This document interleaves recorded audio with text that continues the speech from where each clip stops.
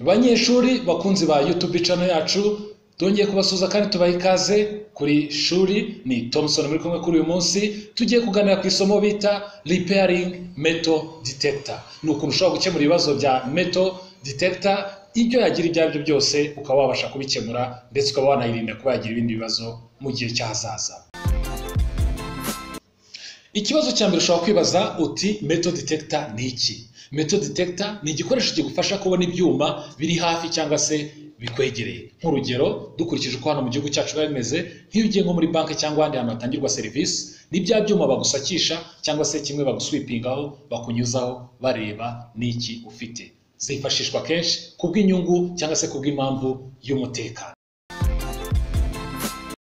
Mu isomo ryacu ry'uyu munsi rero, buri muntu wese wabashe kurikurikira, buri munyeshuri turi kumwe, niturirangiza agomba kuba afite ubushobozi, ubumenyi ndetse n'imyitwarire ihamye yo kugira ngo abe yakemura ibibazo metal detector zishobora kugira. Ikindi kandi agomba kuba azi neza gutandukanya ibikoresho byose twifashisha, tools, materials na equipment, mu gihe turi gukemura ibibazo metal detector zahura nazo. Icyanyuma kandi agomba kuba afite ubushobozi buhagije bwo kuba yamenya ikosa cyangwa ikibazo cyabayeho kuri metal detector yacu. Nyuma yo kurebera hamwe metal detector icyo ari cyo, tugiye gukurikizaho tureba amoko ya metal detector. Hari amoko atatu ya metal detector. Hari iyo bita handheld metal detector, nk'uko ubibona kuri screen yawe, nimwe bitwaza mu ntoki bakoresha bari kugusaka cyangwa se baswipinga kuri wowe bakareba metal cyangwa icyuma icyo ari cyo cyose waba witwaje. Ubwoko bwa kabiri niyo bita walk through metal detector.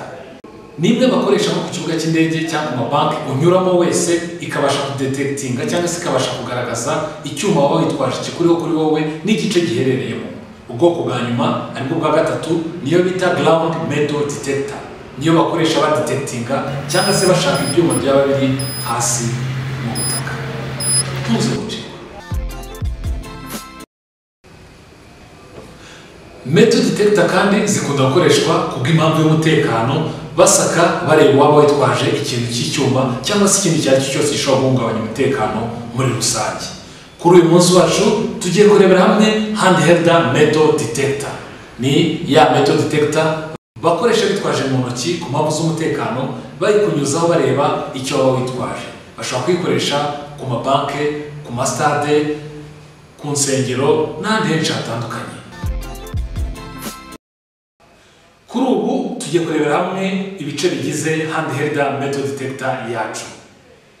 Igizwe n'ibice bigaragara inyuma n'ibice bigaragara imbere, internal part na external part. Kuri external part cyangwa se ibice bigaragara inyuma, hari ibice bitanu by'ingenzi. Hari igice cya bateri, aho bashyira bateri. Hari power switch on off, aho bacanira on bayatsa cyangwa bayizimya.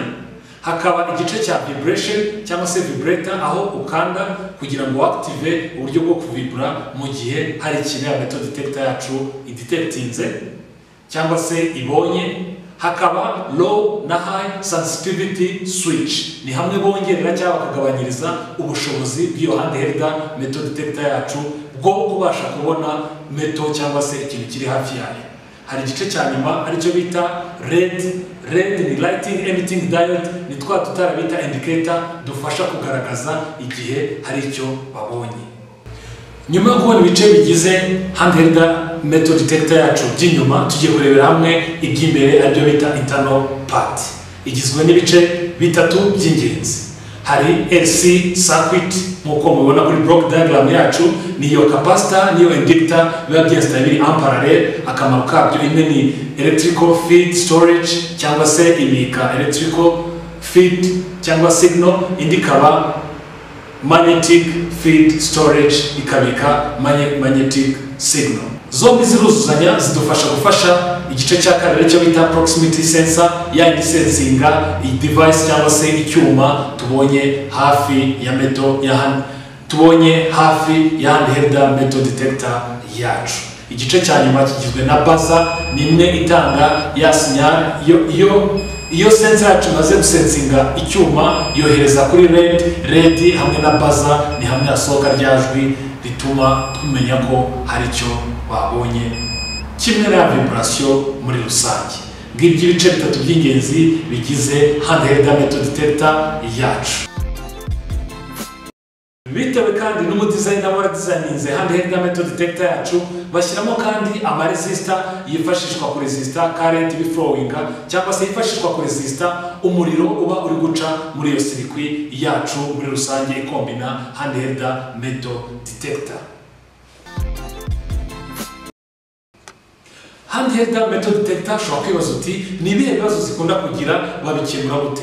Ikibazo cya mbere zikunda kugira ni icyo bita open circuit faults. Ni kumwe hashobora kuba inzira cyangwa umugozi ucika, yaba uturuka kuri bateri cyangwa se undi wari wose muri circuit yacu.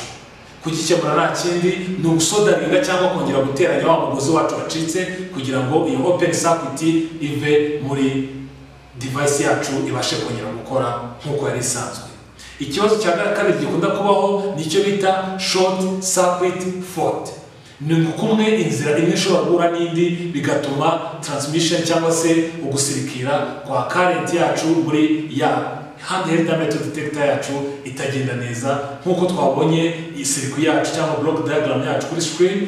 Iyo hagize inzira ihura n'indi kandi bitaragenewe guhura bitewe n'ukuntu iyo device iba yarakozwe, byanze bikunze biteza ikibazo bita short circuit fault. Ikibazo cya gatatu nacyo cya nyuma handheld metal detector zikunda guhura nabyo ni icyo bita sensitivity fault. Igihe handheld yacu bitewe no kuba wenda imaze igihe cyangwa se hari ikindi kibazo cyabayeho, ishobora kugira ikibazo cyo kuba itakibasha gupima ibyuma, kabone n'ubwo wakongera ubushobozi bwayo kuri ya button yacu twabonye kuri external part, nta gihinduka icyo gihe sensor yayo iba ifite ikibazo. Igikorwa n'iki ni ukudisodaringa cyangwa se gukuramo cya gice cyangiritse ukagisimbuza indi device bijyanye nayo. Urugero ushobora kuba ari sensor yacu yagize ikibazo, uyikuramo ugashyiramo indi bihuje specification, ubwoko n'ingano, ahasigaye ugasodaringamo indi bihuye, bityo ubukemuye ikibazo cya sensitivity faults. Nk'ibisanzwe iyo ugiye kuripairinga device yawe yose na handheld metal detector yacu, tubanza gutegura aho tuza kuyikorera kugira ngo bize kutworohera. Dutondeka tools, materials na equipment. Bimwe bidufasha, tools ni bidufasha gufungura, materials ni consumable cyangwa se udukoresho dushobora gusimbuza, ashobora kubamo electronic component nka resistor, capacitor, inductor n'ibindi bitandukanye ushobora gusimbuza. Mu gihe equipment hari personal protective equipment zimwe biturinda twubwacu, ndetse na digital multimeter igufasha gupima ureba ahaba hari ikibazo. Ikindi witaho kandi mu gihe ugiye kuripairinga handheld metal detector ni ukwita kuri procedure ya assembling na disassembling. Ni ugufungura ndetse no gufunga metal detector yawe igihe yagize ikibazo cyangwa se igihe ugiye gupima ko, cyangwa se igihe ugiye gupima ahaba hari ikibazo muri parti ziri internal, igihe ikibazo kigaragara ko kitari kuri external part. Icyambere ukurikiza ni ugufungura witonze, ureba neza uko amascrew afunze, akaba ari kuyafungura kandi ukamenya ko aho wayikuye ari ugomba kuyisubiza. Ikindi ni uguteranya neza witonze, wasigaye ukifashisha multimeter yawe kugenda upima buri parti yose ureba fault yaba yagize. Iyo umaze kubona fault ukurikije amafault twavuze haruguru, nta kindi gikurikiraho ni ukugerageza kuyikemura wifashishije ibyo twagiye tugarukaho mu isomo ryacu haruguru. Ikindi kandi umaze kuyikora cyangwa se gukemura ikibazo yagize, umaze no kuyassemblinga cyangwa kuyihuza, icyo ukora utunganya workplace andi wakoreye kugira ngo n'undi mukiriya cyangwa nugira n'undi muntu ujya gufasha asange nta bisigisigi ibyo wahozemo biri aho ngaho kuri table yawe uri gukoreraho. Icyo gihe uzirikana ibikoresho by'ingenzi mu gukora isuku twagiye tubigarukaho kenshi. Hari vacuum cleaner ni imwe igufasha mu gutunganya aho wakoreye hasi cyangwa se muri sale ukoreramo hari byatakaye ukabasha kubihakura. Hari cotton waste igufasha guhanagura agatambara kariko kose kagufasha guhanagura. Ushobora kwifashisha kandi brush, uburoso uhanagura yaba kuri iyo PCB cyangwa se kuri uwo mutima wa handheld yawe, cyangwa se uhanagura muri rusange aho wakoreye.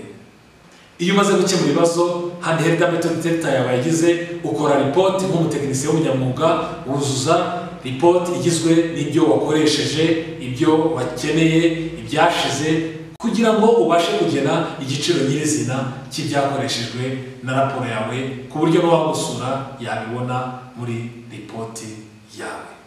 Naho ubutaha mu isomo ryacu ry'ubutaha tuzarebera hamwe walk through method detector n'igice cya kabiri cya method detector, ni ya yindi banyuramo turebera hamwe ibice bigize, uko ikora ndetse n'uko imeze muri rusange. Ikindi niba ari ikibazo cyangwa icyifuzo ushaka ko twaganiraho kuri topic tuba twavuzeho, wajya muri comment tuba turi tayari kugusubiza.